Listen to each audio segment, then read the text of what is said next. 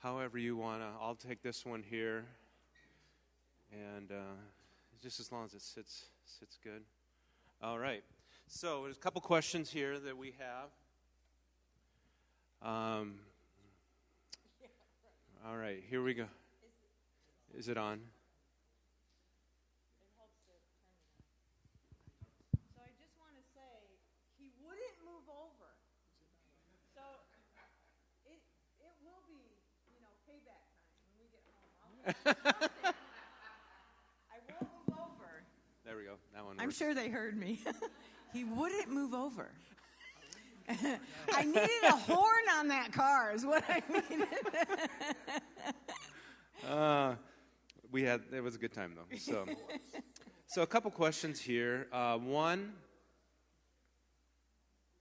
it says outside of college courses, what resources, books, video training would you recommend for pastors to deepen their counseling skills? One of the resources I mentioned this morning is called Leader Source. It's a new thing we've begun at Emerge, and it is a periodic, really an e-blast that we send out that'll give you tools. One is videos called Counseling Cues that are my interactions with clinicians over tools to help you understand how to counsel different needs in people's lives. Those become very good. And then along with it, what I would encourage you to do is to consider taking refresher courses in the field. Some of the writings, there's so many things that have come out now on counseling, some that are more technical and others that are more popular. And, in that field, one of my favorite popular writers in the field of counseling is John Eldredge. John Eldredge came out with a book about a year ago called Resilient. That was really born out of the pandemic period. And they're great tools that are within it. One, I believe I mentioned the other night, is that we tend to get into the shallows of worry. And then we move, when we're not worrying, we move to the midlands of longings in our lives. It may or may not be God's will, but the depths are related to the Spirit of God, the work that He's doing within us. And then in that field, I think Dan Allender, his materials are really excellent. Of course, Henry Cloud not only has written some incredible books, but he's done, since the pandemic, several video tools that are very helpful in counseling and working with ministers' needs. And then I'm sure many of you are familiar with some of the research that Barna does in the field of resilient pastors in those areas. And so we have some projects in development at Emerge. We are rewriting a certificate of pastoral counseling. So it is not an introduction to pastoral counseling, but it's more of an enrichment born out of experiences at Emerge to help you. So we hope to roll that out within the next few months. And when we do, we'll definitely send the info to Pastor Toby and Brent and let them know. And I would add to the list really quick, Rebecca Lyons, Lyons. She's just come out with a new book, Resilient Life. And she has a podcast, she and Gabe, her husband, and they do a beautiful job of bridging the clinical world with our world, our common world. One other that I'll mention that I've used a lot with students in the area of pastoral counseling. Are any of you familiar with Dr. Dan Montgomery? Dr. Dan Montgomery. Dan Montgomery developed a tool called the Self-Compass. That's one of the easiest to learn but most practical tools that I've ever used. And he has multiple books. He's got one called Psychotheology, looking at psychology and theology and how we learn from them together. He's got other books that one called the Self-Compass, another called Biblical Counseling That Really Works. And the Self-Compass has an evaluative tool that's set up in 4 quadrants, as many temperament-type surveys are. But you also discover 7 or 8 traits, tendencies, patterns within a person. When I first began to teach it, I thought, I need to take this survey myself before I begin to teach it. So I took it, and it showed that I was fairly high as a controller, Janae, high as a controller. So, He wouldn't move over. So it showed up. It showed up on the video. So I went home. I told Pamela, I'm getting ready to use this new tool. And I took the survey, and it said I'm a controller. Can you believe that? She said, absolutely. So then later that day, I'm talking to my oldest daughter, and I said, Kristen, I'm doing this tool, and I described it a little bit. And I said, it said I'm a controller. Can you believe that? She said, yes, Dad. She said, you know how I know? I said, what? She said, if you're in the vicinity of the living room, you always get the remote control.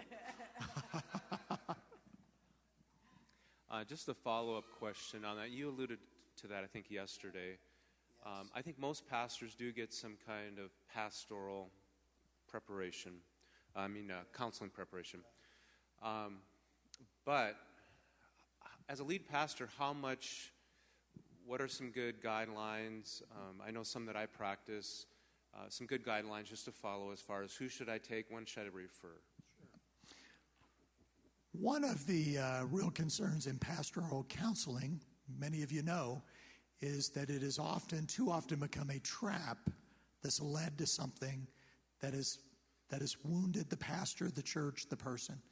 And it's because counseling is a fairly intimate role and privilege. Someone's opening their soul up to you. I look at it like the Holy of Holies in the tabernacle. You don't dive into the Holy of Holies. You approach it carefully and respectfully. So guidelines that guard you. Generally, I think it's a good rule of thumb. If you're counseling a member of the opposite sex, to have a discretion window in your door. I think in the world we live in today, that's smart to do. Along with it, to limit counseling sessions to maybe 3 sessions with an individual over a need.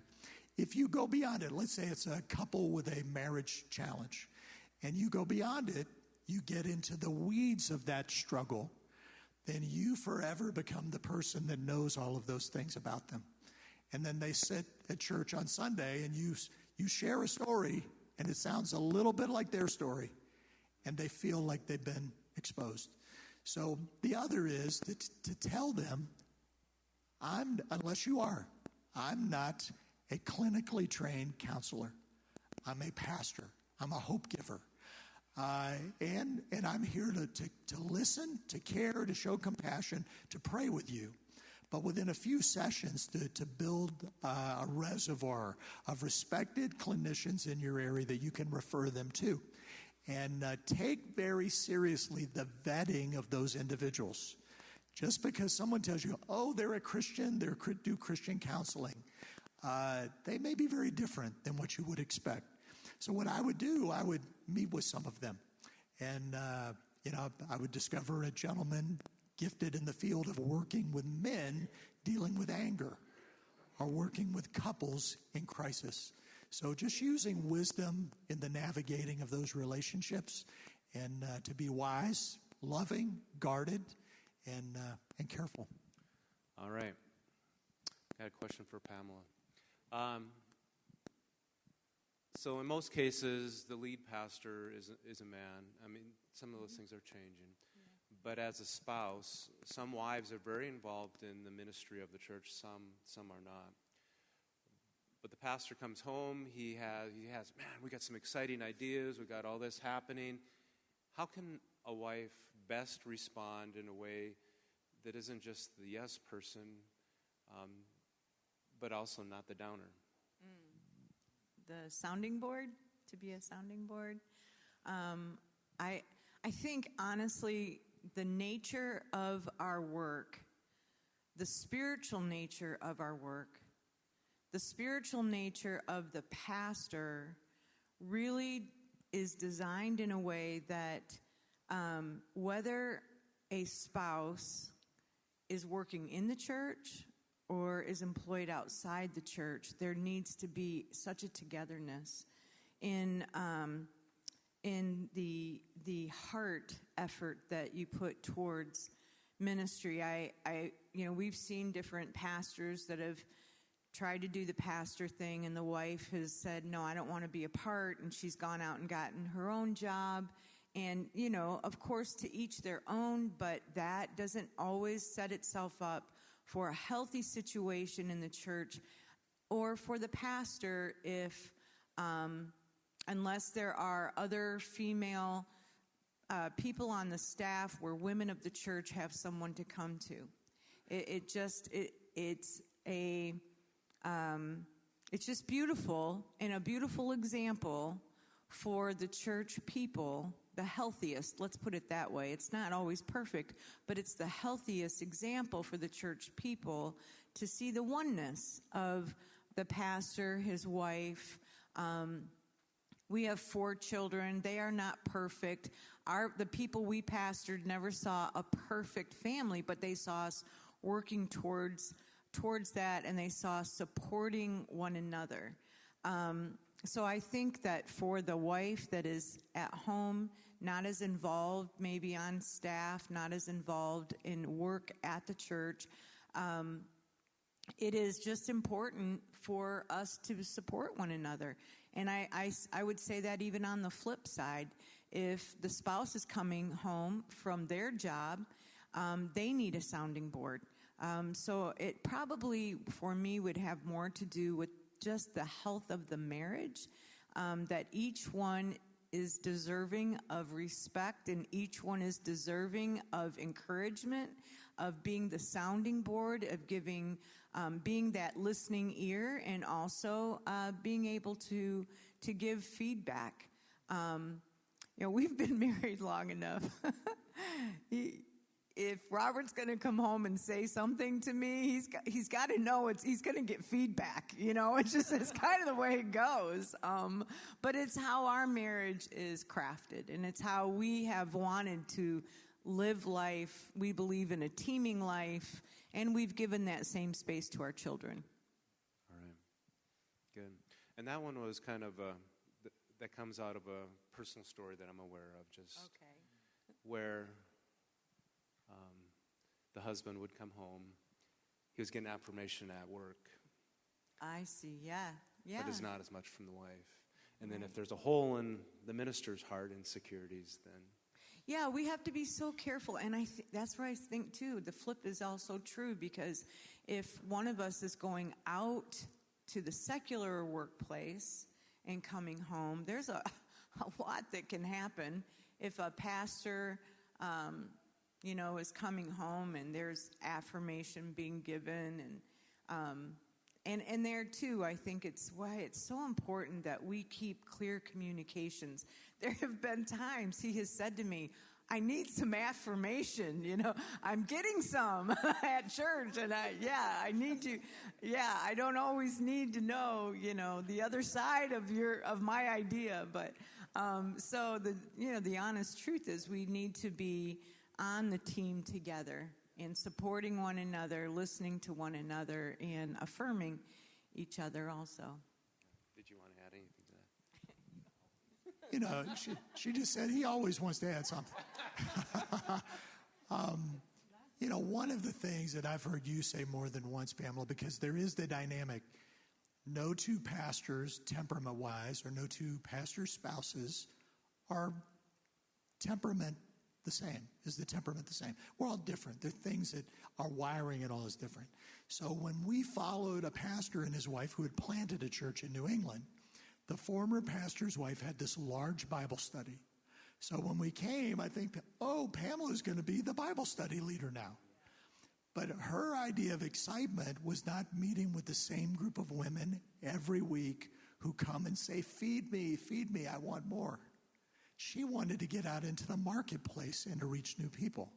So getting beyond those stereotypes. And at one point, I remember Pamela said, I wish the people knew I'm the pastor's wife, not the church's wife. That's good. Maybe so. That's good. That's your book. So I think the respect of relationships and roles, and there's the proverbial, the pastor and his wife are, now reverse. We have pastors that are female, and they go home with their husbands. And, hey, how was the sermon today? Tread carefully. Usually most pastors initially want to hear, oh, honey, it was good, Papa, all this. But I think as our relationships grow. We also learn from one another. And, early on, Pamela's a pastor's daughter. My dad was a grocery produce buyer. He bought for a chain of grocery stores. And my mother was a school teacher. I had no clue about pastoral ministry. She had so many experiences to draw from. So when we started in ministry, we would go home. She said, honey, there was a couple that wanted to talk to you today so bad, and you just blew them off. She said, you were so busy talking to these people that we know really well. They stood around, they waited, they're new, and we get in an argument over. I'm like, don't tell me how to be a pastor, Then I began to deal with some of the brunt of not listening to those things, and then I began to invite it. Then we go to places. I would speak in the early service in between, hey, any suggestions, and because then you begin to learn you're one another's ally. You're each other's crown. And the more your spouse shines, the smarter you look, and the brighter you shine. So that's the joy of life. But we also know sometimes we're not at our best. Sometimes we're tired or feeling frustrated and disconnected. And there is that equilibrium, disequilibrium. There's the rhythm of relationship. And it's not always perfect. Some mornings you don't feel like getting up and going to preach again at church on Sunday. You feel like going and play a round of golf, But God's called us so these dynamics of understanding the uniqueness of each other's personality is big. I'll add one more. Just going back to what you said, being allies, just going back to, can never say it enough, the importance of your teaming life together. We get distracted with our kids. Some of us, we've had conversations, we're getting distracted with our young adult kids and their decisions. But it always is going to come back to the two of you. It is so very, very important. And if you're single and you're not married, you need to be able to find that mentor, that voice, that person that you can reflect some of those thoughts and those ideas, the pains. Don't do it alone. But I really strongly encourage our married pastor couples, no matter who's working where, to just support one another. Our world doesn't see enough of it in marriage. Oh, no, really? Not that this is not one-upsmanship, honestly. It's not. No, this is just, this is like a conversation you and I would have at home. Okay. So the one thing I was reminded as you were sharing is one of the things that James Dobson said years ago, the best thing you can do for your children is love your spouse. And then I remembered when one of the writers said, I've talked to my kids and said, Dad, sometimes at the dinner table, Mom would walk by and you'd like grab her and give her a hug, and we're like, oh, Dad, stop it, go get a room, especially as they become, just stop it. And he said, when they became adults, he said, Dad, those moments were euphoric. Those moments made us feel so secure when we felt your love for Mom and her love for you. So we can sometimes get so consumed with our children and their needs that we forget that very basic need in a home and in our relationship. That's good. That's good. This one ties to the home. How can one manage the challenges of working full-time outside the home as a pastor's wife and meeting the expectations, responsibilities of ministry in a small church? So I don't know. Yeah, that is, my heart bleeds for you in that way, and that is a very difficult task, because where it becomes difficult is that there are things you have to say no to, and that's so difficult for us because we want to be supportive of our husband's work. We want to be supportive of the church. I've had a number of conversations this week how we get caught in the trap of this needs to be done. No one's doing it. Okay, I'll do it. But we are one person. And if we begin to say yes to all of it or try and be everybody's support, you know where that ends up. And so I would advise I would suggest that that is a decision you have to come together in your marriage to be able to discuss that. For the one who is working outside and yet feeling the needs of the church, you have to be very honest with yourself, with your spouse, and the church, and be able to say, this is what I can do so that I can still be the whole person, so I can still be possibly the mom or the dad. And the things that the people really need at church aren't a clean kitchen, aren't always all the clean toilets. Everybody can pitch in and help on those. They really need you. They need you present. They need you to be able to greet them with that hug and be able to support them in prayer. And if we're doing all these other things, there's nothing left. The one piece, and Pamela, you've experienced this, but the one piece when you're working a very busy job, and I mean, I'm thinking right now of a couple that we know very, very close to back in New England, and the wife is a brilliant chemist. She's become vice president of this chemical company. It's amazing. And her husband's the pastor, and the church has 2 locations, and they have 2 children. And now her parents, the mother, I believe, has Alzheimer's. So they're now living with them. They're leading this church and all of this. But the pastor, Rick, Rick is very honest. He's very, with the congregation. We're, here are the challenges we live with. You live with different ones. And we're going to do our very best. But we serve you within this context. And remember, especially millennials, Gen Z, and now Gen Alpha, they love transparency. Bring them into that honesty. Let them feel the struggle. One day I asked my students at Southeastern, if you could pick on Sunday morning, which one would you have? I come in with a passage of Scripture that I've studied all week, and I have a very well-designed sermon with all the points and the slides. Or I come in with my Bible and some Bible study tools, and we open it up together. Guess what they all said? The second one. Teach me the tools. Don't keep that to yourself. Don't just, and that'd be very radical in some of our settings, but not radical to say you're going to start a Bible study group where you don't just teach, but you teach how to dig into Scripture and learn. So sharing honestly with the people in your church as to what you deal with, that transparency, the struggle of it, when they hear that you struggle, it makes them feel more normal. Hey, I'll admit as a pastor, sometimes it's tough to live up to the expectations that I tend to put on myself or that I think you have for me. And I'm going to talk about those for a few minutes. And that what it does, it kind of it takes the pressure off, and you reduce the expectations, and you make it easier on your spouse. You make it easier on your children. My children are pastors' kids. They're not perfect kids. So actually the couple he's referring to followed us in New England.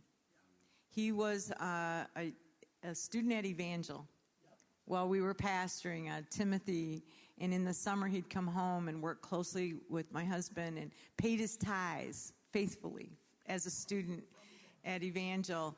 And when we made the transition and they became pastor and wife, Wendy freaked out because I loved being in the church. I loved ministering with the women of the church. She loved being a biochemist. And I was leading Bible studies in the church and in the community. I was leading musicals. We were doing a lot of theater outreach. And she totally freaked out. She goes, I can't do that. I can't even sing.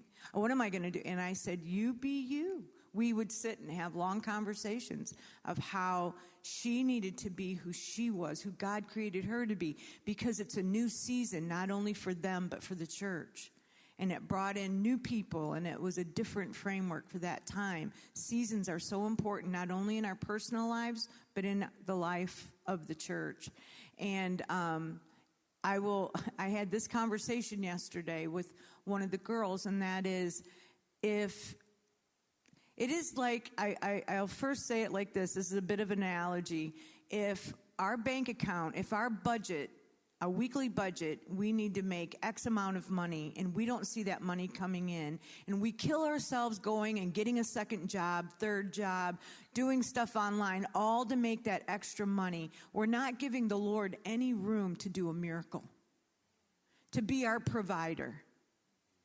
We aren't living life wisely and saying, I can only do this, I can only give myself this much time. For that, we are killing ourselves trying to do something that God has said He wants to do. And I believe it's the same thing with our time in the church. So if I continue to do all these things because there aren't people doing them, people will never see the need that it needs to get done. If the chair at the table's always filled with different people and we don't say, it's okay to have an empty chair sometimes at the staff table. It's okay if we don't have that person teaching Bible studies. How will people know that somebody needs to be raised up if we're always trying to fill all the slots and we're just killing ourselves? And I would say that especially for those supportive spouses that are trying to help and show support. Don't overextend yourself. It really, in the long run, doesn't help. All right. Last question. Top 3 reasons that pastors end up at Emerge. Not just because they want to do a visit and they're passing through, but yeah. The top 3 reasons at this point is some soul implosion. Whether a depression, an anxiety, feeling overwhelmed, some error in judgment made, and poor choices made in relationships. That some soul implosion. That's number 1. And number 2 is problems in marriage and the marriage relationship, challenges, struggles, difficulties.